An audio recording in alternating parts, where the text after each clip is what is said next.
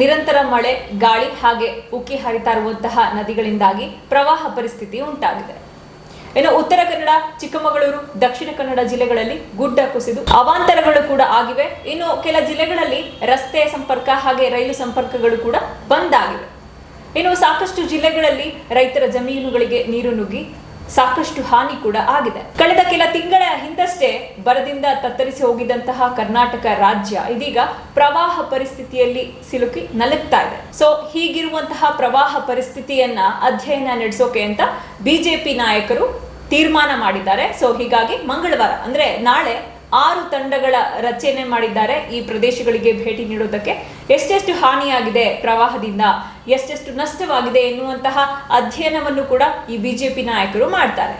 ಇನ್ನು ವಿಪಕ್ಷ ನಾಯಕರಾದಂತಹ ಆರ್ ಅಶೋಕ್ ಹಾಗೆ ಶಾಸಕರಾದಂತಹ Araga Jnanendra, doctor C N Ashwath Narayana, ಮಾಜಿ ಸಚಿವ ಬಿ ಶ್ರೀರಾಮುಲು, ವಿಧಾನ ಪರಿಷತ್ ವಿಪಕ್ಷ ನಾಯಕ ಛಲವಾದಿ ನಾರಾಯಣ ಸ್ವಾಮಿ, ವಿಧಾನಸಭೆ ವಿಪಕ್ಷದ ಉಪನಾಯಕ ಅರವಿಂದ್ ಬೆಲ್ಲದ್ ನೇತೃತ್ವದ ತಂಡಗಳು ರಾಜ್ಯಾದ್ಯಂತ ಸಂಚಾರವನ್ನ ಮಾಡಿ ಈ ಪ್ರವಾಹ ಅಧ್ಯಯನವನ್ನ ನಡೆಸತ್ವೆ. ಇನ್ನು ಈ 6 ತಂಡಗಳು ಯಾವ ಯಾವ ಪ್ರದೇಶಗಳಿಗೆ ಭೇಟಿ ನೀಡುತ್ತೆ ಎನ್ನುವಂತಹ ವಿವರವನ್ನ ನೋಡೋದಾದ್ರೆ, ಆರ್ ಅಶೋಕ್ ನೇತೃತ್ವದ ತಂಡ ಏನಿದೆ ಅದು ದಕ್ಷಿಣ ಕನ್ನಡ ಮತ್ತು ಬೆಳಗಾವಿ ಜಿಲ್ಲೆಗೆ ಭೇಟಿಯನ್ನ ಕೊಡುತ್ತೆ. ಇನ್ನು ಶಿವಮೊಗ್ಗ ಜಿಲ್ಲೆಯಲ್ಲಿ ಶಾಸಕ ಆರಗ ಜ್ಞಾನೇಂದ್ರ ನೇತೃತ್ವದ ತಂಡ ಪ್ರವಾಸವನ್ನ ಕೈಗೊಳ್ಳುತ್ತೆ. ಹಾಗೆ ಮಾಜಿ ಸಚಿವ ಅಶ್ವಥ್ ನಾರಾಯಣ ನೇತೃತ್ವದ ತಂಡ ಕೊಡಗು ಮತ್ತು ಉಡುಪಿ ಜಿಲ್ಲೆಗಳಲ್ಲಿ ಪರಿಶೀಲನೆಯನ್ನ ನಡೆಸುತ್ತೆ. ಇನ್ನು ವಿಧಾನ ಪರಿಷತ್ನ ವಿರೋಧ ಪಕ್ಷದ ನಾಯಕ ಛಲವಾದಿ ನಾರಾಯಣ ಸ್ವಾಮಿ ಇವರ ತಂಡ ರಾಯಚೂರು, ಯಾದಗಿರಿ ಜಿಲ್ಲೆಗಳಿಗೆ ಭೇಟಿಯನ್ನ ನೀಡಿ ಪರಿಶೀಲನೆ ನಡೆಸುತ್ತೆ. ಇನ್ನು ವಿರೋಧ ಪಕ್ಷದ ಉಪನಾಯಕರಾದಂತಹ ಅರವಿಂದ್ ಬೆಲ್ಲದ್ ಅವರ ತಂಡ ಬಾಗಲಕೋಟೆ, ವಿಜಯಪುರ ಜಿಲ್ಲೆಗಳಲ್ಲಿ ಪರಿಶೀಲನೆಯನ್ನ ನಡೆಸುತ್ತೆ. ಹಾಗೆ ಮಾಜಿ ಸಚಿವ ಬಿ ಶ್ರೀರಾಮುಲು ಅವರ ನೇತೃತ್ವದ ತಂಡ ಏನಿದೆ ಇದು ಕೊಪ್ಪಳ, ಬಳ್ಳಾರಿ ಹಾಗೆ ವಿಜಯನಗರ ಜಿಲ್ಲೆಗಳಲ್ಲಿ ಪರಿಶೀಲನೆಯನ್ನ ನಡೆಸುತ್ತೆ. ಇನ್ನು ವಿಶೇಷ ಅಂದ್ರೆ ಶ್ರೀರಾಮುಲು ನೇತೃತ್ವದ ಈ ತಂಡದಲ್ಲಿ ಮಾಜಿ ಸಚಿವ ಜನಾರ್ದನ ರೆಡ್ಡಿ, ಗಾಲಿ ಜನಾರ್ದನ ರೆಡ್ಡಿ ಅವರು ಕೂಡ ಇದ್ದಾರೆ. ಇನ್ನು ಕಳೆದ ವರ್ಷ ರಾಜ್ಯದಲ್ಲಿ ಭೀಕರವಾದಂತಹ ಬರಗಾಲ ಆವರಿಸಿತ್ತು, ಅದೆಲ್ಲ ನಮಗೆ ಗೊತ್ತಿರುವಂತಹ ವಿಚಾರ. ಸೊ ಆ ವೇಳೆ ಬಿಜೆಪಿ ನಾಯಕರು ಎಲ್ಲರೂ ಒಟ್ಟಾಗಿ ಸೇರಿ ಬರ ಅಧ್ಯಯನವನ್ನು ಕೂಡ ನಡೆಸಿದ್ರು. ಅದು 1 ವಾರಗಳ ಕಾಲ ನಡೆಸಿದ್ರು ಈ ಬರ ಅಧ್ಯಯನವನ್ನ.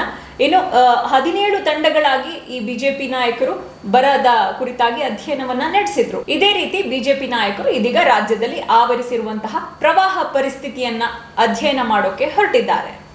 ಆದ್ರೆ ಬಿಜೆಪಿ ನಾಯಕರು ಮಾಡುವಂತಹ ಇಂತಹ ಅಧ್ಯಯನಗಳಿಂದ ಯಾರಿಗೆ ಲಾಭ ಅನ್ನೋದು ಸದ್ಯದ ಪ್ರಶ್ನೆ.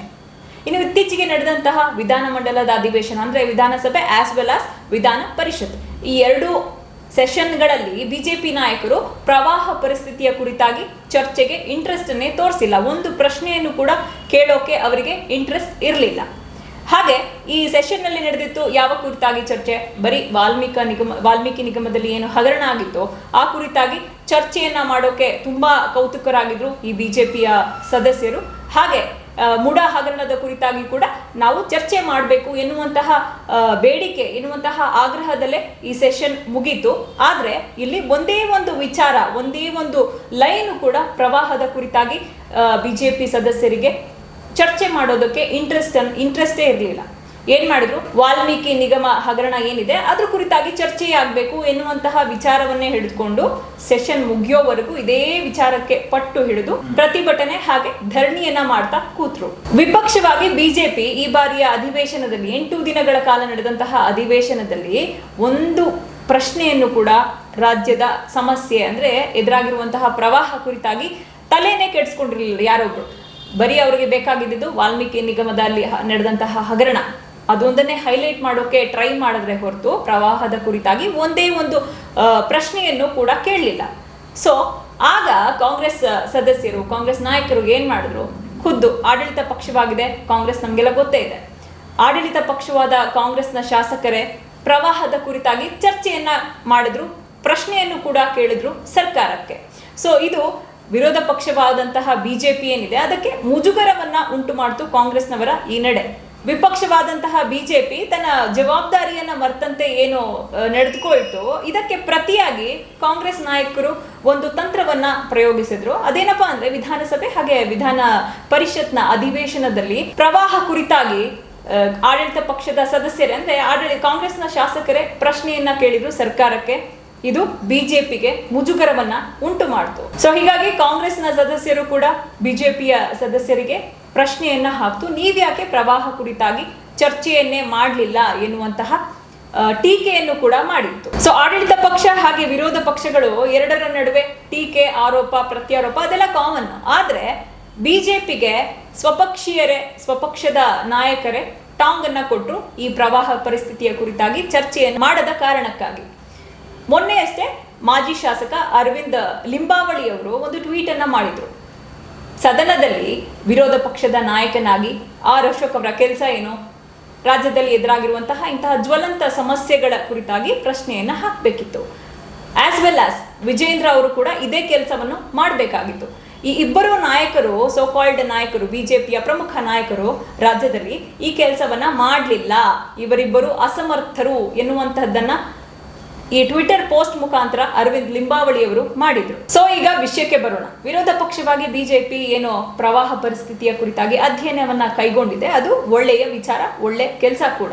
ಆದ್ರೆ ಈ ಅಧ್ಯಯನದಿಂದ ನಿಜಕ್ಕೂ ಕರ್ನಾಟಕಕ್ಕೆ ಒಳ್ಳೇದಾಗುತ್ತೆ, ಕರ್ನಾಟಕಕ್ಕೆ 1 ಪೈಸಾ ಪ್ರಯೋಜನವಾಗುತ್ತಾ ಎನ್ನುವಂತಹ ಪ್ರಶ್ನೆ. ಬಿಜೆಪಿ ನಾಯಕರು ಪ್ರವಾಹ ಅಧ್ಯಯನವನ್ನ ನಡೆಸಿ ಆ ಬಳಿಕ ಆ ವರದಿನ ಯಾರಿಗೆ ಕೊಡ್ತಾರೆ?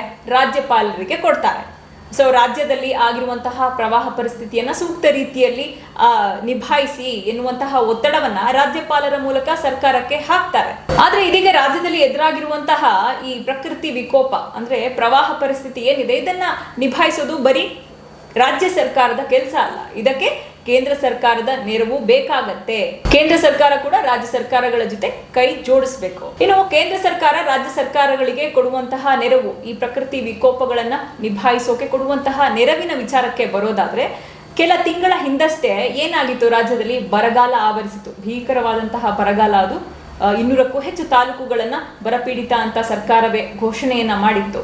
ನಮ್ಗೆ ಈ ಪರಿಸ್ಥಿತಿಯನ್ನ ನಿಭಾಯಿಸೋದಕ್ಕೆ ಪರಿಹಾರ ಹಣವನ್ನ ಬಿಡುಗಡೆ ಮಾಡಿ ಎನ್ನುವಂತಹ ಅಹವಾಲನ್ನ ರಾಜ್ಯ ಸರ್ಕಾರ ಸಾಕಷ್ಟು ಬಾರಿ ಮಾಡ್ತು.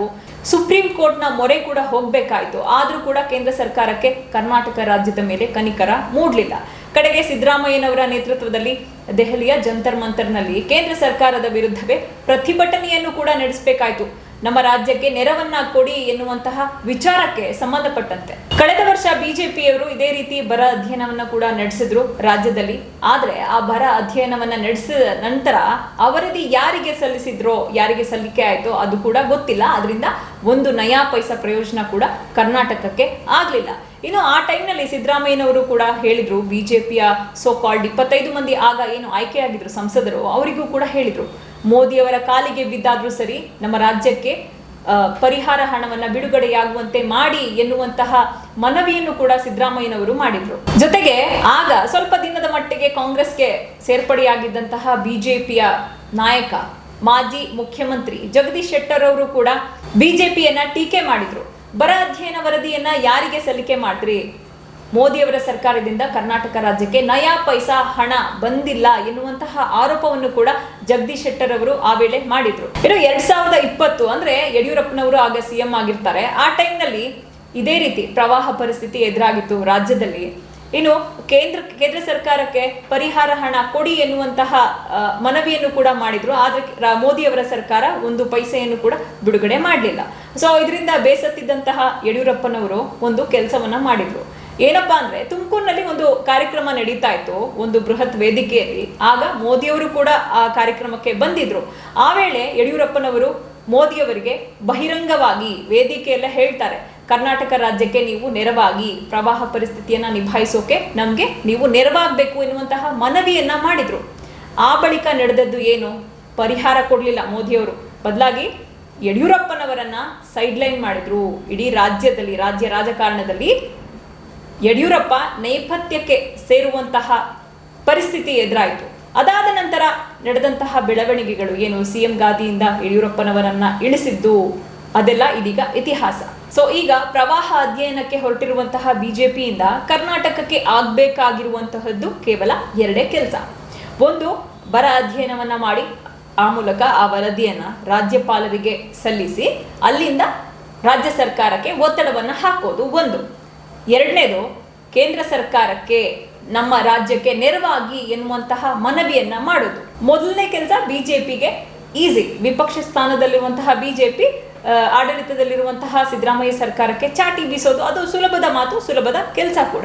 ಆದ್ರೆ ಎರಡನೇ ಕೆಲಸ ಏನು, ಪ್ರವಾಹ ಅಧ್ಯಯನವನ್ನ ಮಾಡಿದ ನಂತರ ಆ ವರದಿಯನ್ನ ಮೋದಿಯವರಿಗೆ ತೋರಿಸಿ ಕೇಂದ್ರ ಸರ್ಕಾರಕ್ಕೆ ಸಲ್ಲಿಸಿ ನಮ್ಮ ರಾಜ್ಯಕ್ಕೆ ಪರಿಹಾರವನ್ನ ತರುವುದಿದೆಯಲ್ಲ, ಅದು ಸದ್ಯದ ಪರಿಸ್ಥಿತಿಯಲ್ಲಿ ರಾಜ್ಯ ಬಿಜೆಪಿ ನಾಯಕರಿಂದ ಆಗದಂತಹ ಕೆಲಸ.